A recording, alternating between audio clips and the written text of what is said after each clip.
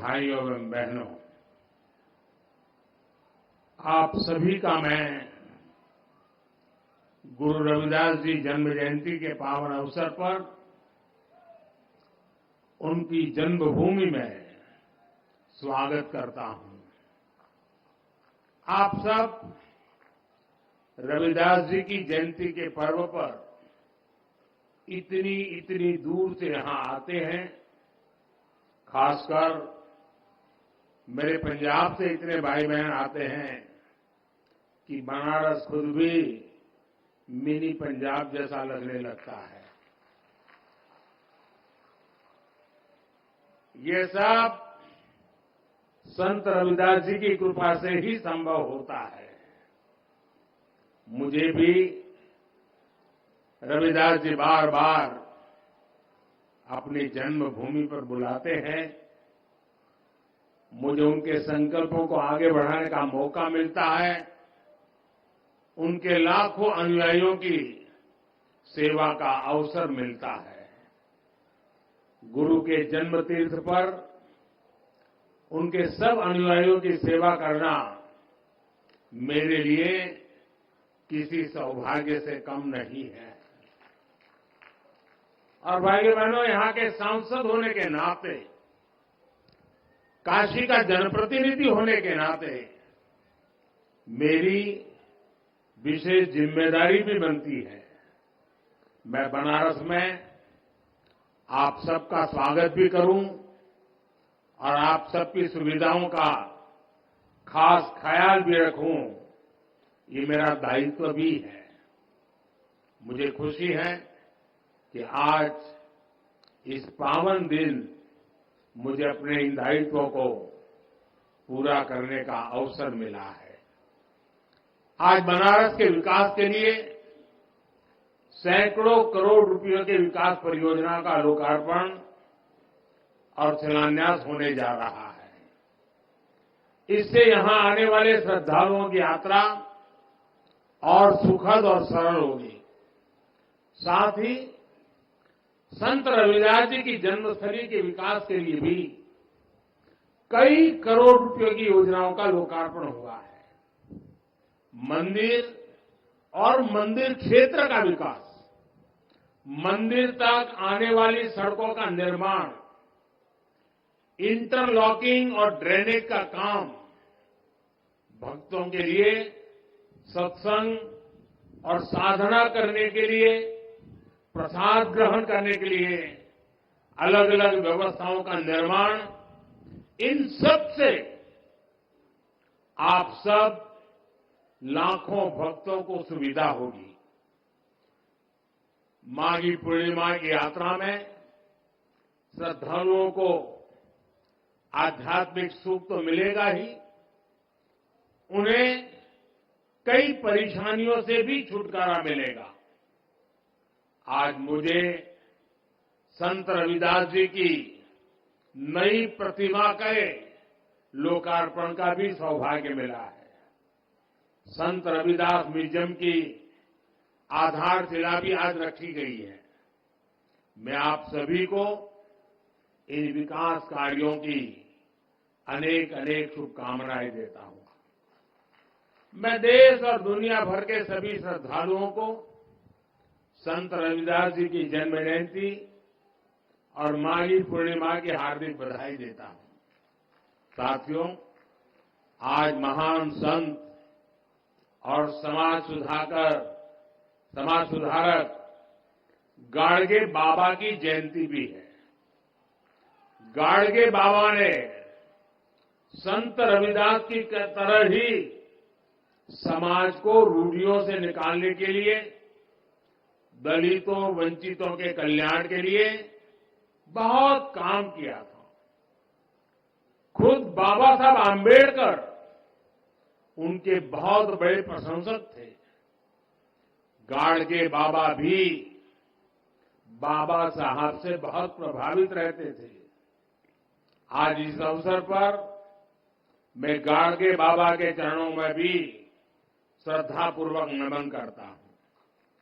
साथियों, अभी मंच पर आने से पहले मैं संत रविदास जी की मूर्ति पर पुष्प अर्पित करने, उन्हें प्रणाम करने भी गया था। इस दौरान मेरा मन जितनी श्रद्धा से भरा था, उतनी ही कृतज्ञता से भी भीतर महसूस कर रहा था। वर्षों पहले भी जब मैं न राजनीति में था, न किसी पद पर था, तब भी संत रविदास जी की शिक्षाओं से मुझे मार्गदर्शन मिलता था। मेरे मन में ये भावना होती थी कि मुझे रविदास जी की सेवा का अवसर मिले।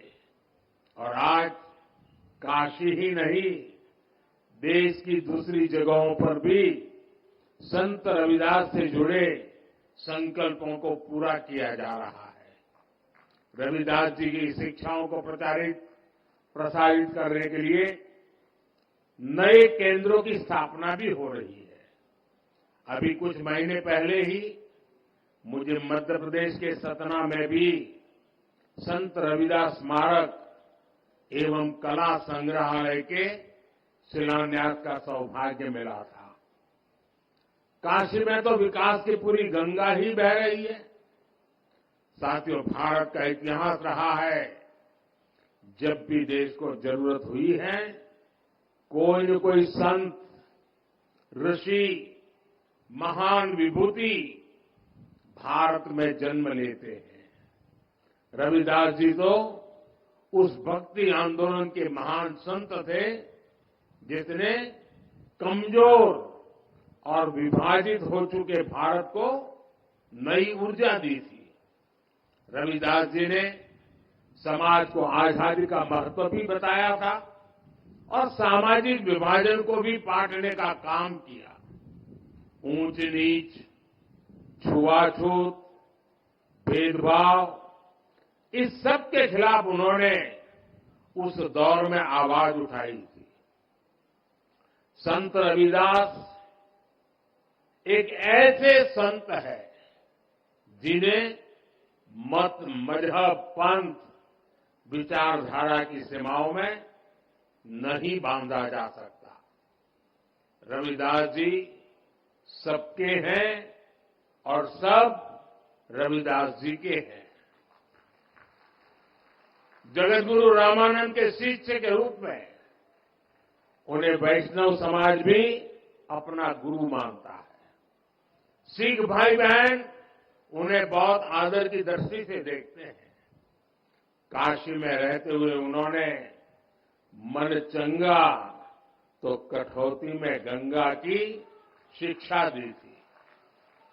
इसलिए काशी को मानने वाले लोग, मां गंगा में आस्था रखने वाले लोग भी रविदास जी से प्रेरणा लेते हैं। मुझे खुशी है कि आज हमारी सरकार रविदास जी के विचारों को ही आगे बढ़ा रही है। भाजपा सरकार सबकी है। भाजपा सरकार की योजनाएं सबके लिए है। सबका साथ, सबका विकास, सबका विश्वास और सबका प्रयास, ये मंत्र आज 140 करोड़ देशवासियों से जुड़ने का मंत्र बन गया है। साथियों, रविदास जी ने समता और समरसता की शिक्षा भी दी और हमेशा दलितों, वंचितों की विशेष रूप से चिंता भी की। समानता वंचित समाज को प्राथमिकता देने से ही आती है। इसलिए जो लोग, जो वर्ग विकास की मुख्य धारा से जितना ज्यादा दूर रह गए, पिछले 10 वर्षों में उन्हें ही केंद्र में रखकर काम हुआ है। पहले जिस गरीब को सबसे आखिरी समझा जाता था, सबसे छोटा कहा जाता था, आज सबसे बड़ी योजनाएं उसी के लिए बनी है। इन योजनाओं का दुनिया में सबसे बड़ी सरकारी योजनाएं कहा जा रहा है। आप देखिए, कोरोना की इतनी बड़ी मुश्किल आई, हमने 80 करोड़ गरीबों को मुफ्त राशन की योजना चलाई। कोरोना के बाद भी हमने मुफ्त राशन देना बंद नहीं किया, क्योंकि हम चाहते हैं कि जो गरीब अपने पैरों पर खड़ा हुआ है वो लंबी दूरी तय करे, उस पर अतिरिक्त बोझ न आए। ऐसी योजना इतने बड़े पैमाने पर दुनिया के किसी भी देश में नहीं है। हमने स्वच्छ भारत अभियान चलाया, देश के हर गांव में हर परिवार के लिए मुफ्त शौचालय बनाया। इसका लाभ सबसे ज्यादा दलित, पिछड़े हमारे परिवारों को, खासकर हमारी एससी, एसटी, ओबीसी माताओं बहनों को हुआ है। इन्हें ही सबसे ज्यादा खुले में शौच के लिए जाना पड़ता था, परेशानियां उठानी पड़ती थी। आज देश के गांव-गांव तक साफ पानी पहुंचाने के लिए जल जीवन मिशन चल रहा है। 5 वर्षों से भी कम समय में 11 करोड़ से ज्यादा घरों तक पाइप से पानी पहुंचाया गया है। करोड़ों गरीबों को मुफ्त इलाज के लिए आयुष्मान कार्ड मिला है। उन्हें पहली बार ये हौसला मिला है कि अगर बीमारी आ भी गई तो इलाज के अभाव में जिंदगी खत्म नहीं होगी। इसी तरह जन-धन खातों से गरीब को बैंक जाने का अधिकार मिला है। इन्हीं बैंक खातों में सरकार सीधे पैसा भेजती है। इन्हीं खातों में किसानों को किसान सम्मान निधि जाती है, जिनमें से करीब 1.5 करोड़ लाभार्थी हमारे दलित किसान ही हैं। फसल बीमा योजना का लाभ उठाने वाले किसानों में बड़ी संख्या दलित और पिछड़े किसानों की है। युवाओं के लिए भी 2014 से पहली जितनी स्कॉलरशिप मिलती थी, आज हम उससे 2 गुनी स्कॉलरशिप दलित युवाओं को दे रहे हैं। इसी तरह 2022-23 में पीएम आवास योजना के तहत हजारों करोड़ रुपए दलित परिवारों के खातों में भेजे गए, ताकि उनका भी अपना पक्का घर हो। और भाइयों बहनों, भारत इतने बड़े बड़े काम इसलिए कर पा रहा है क्योंकि आज दलित, वंचित, पिछड़ा और गरीब के लिए सरकार की नीयत साफ है। भारत ये काम इसलिए कर पा रहा है क्योंकि आपका साथ और आपका विश्वास हमारे साथ है। संतों की वाणी हर युग में हमें रास्ता भी दिखाती है और हमें सावधान भी करती है। रविदास जी कहते थे, जात पात के फेर मही, उर्जी रही सब लोग, मानुष ताकू खात है, रैदास जात कर लोग। अर्थात ज्यादातर लोग जात पात के भेद में उलझे रहते हैं, उलझाते रहते हैं। जात पात का यही रोग मानवता का नुकसान करता है। यानी जात पात के नाम पर जब कोई किसी के साथ भेदभाव करता है तो वो मानवता का नुकसान करता है। अगर कोई जात पात के नाम पर किसी को भड़काता है तो वो भी मानवता का नुकसान करता है।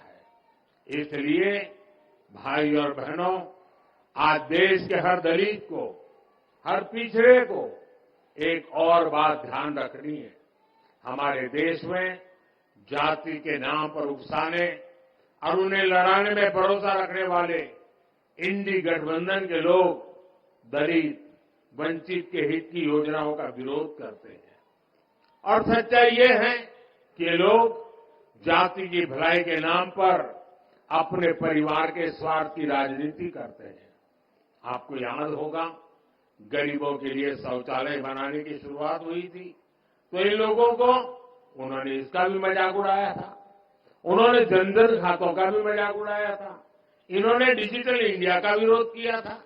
इतना ही नहीं, परिवारवादी पार्टियों की एक और पहचान है, ये अपने परिवार से बाहर किसी भी दलित आदिवासी को आगे बढ़ने नहीं देना चाहते। दलित आदिवासियों का बड़े पदों पर बैठना इन्हें बर्दाश्त नहीं होता है। आपको याद होगा, जब देश में पहली आदिवासी महिला राष्ट्रपति बनने के लिए महामहिम द्रौपदी मुर्मू जी चुनाव लड़ रही थी, तो किन किन लोगों ने उनका विरोध किया था? किन किन पार्टियों ने उन्हें हराने के लिए सियासी लामबंदी की थी? वे सब की सब यही परिवारवादी पार्टियां आई थी, जिन्हें चुनाव के समय दलित, पिछड़ा, आदिवासी अपना वोट बैंक नजर आने लगता है। हमें इन लोगों से, इस तरह की सोच से सावधान रहना है। हमें जातिवाद की नकारात्मक मानसिकता से बचकर रविदास जी की सकारात्मक शिक्षाओं का पालन करना है। साथियों, रविदास जी कहते थे, 100 वर्ष लौ जगत मही जीवत रही करू काम। रविदास कर्म ही धर्म है, कर्म करहु निष्काम। अर्थात 100 वर्ष का जीवन हो तो भी पूरे जीवन हमें काम करना चाहिए, क्योंकि कर्म ही धर्म है। हमें निष्काम भाव से कर्म करना चाहिए। संत रविदास जी की शिक्षा आज पूरे देश के लिए है। देश इस समय आजादी के अमृतकाल में प्रवेश कर चुका है। पिछले वर्षों में अमृतकाल में विकसित भारत के निर्माण की मजबूत नींव रखी जा चुकी है। अब अगले 5 साल हमें इस नींव पर विकास की इमारत को और ऊंचाई देनी है। गरीब वंचित की सेवा के लिए जो अभियान 10 वर्षों में चले हैं, अगले 5 वर्षों में उन्हें और भी अधिक विस्तार मिलना है। ये सब 140 करोड़ देशवासियों की भागीदारी से ही होगा। इसलिए ये जरूरी है कि देश का हर नागरिक अपने कर्तव्यों का पालन करे। हमें देश के बारे में सोचना है। हमें तोड़ने वाले, बांटने वाले विचारों से दूर रहकर देश की एकता को मजबूत करना है। मुझे विश्वास है कि संत रविदास जी की कृपा से देशवासियों के सपने जरूर साकार होंगे। आप सभी को एक बार फिर संत रविदास जयंती की मैं बहुत बहुत शुभकामनाएं देता हूं। बहुत बहुत धन्यवाद।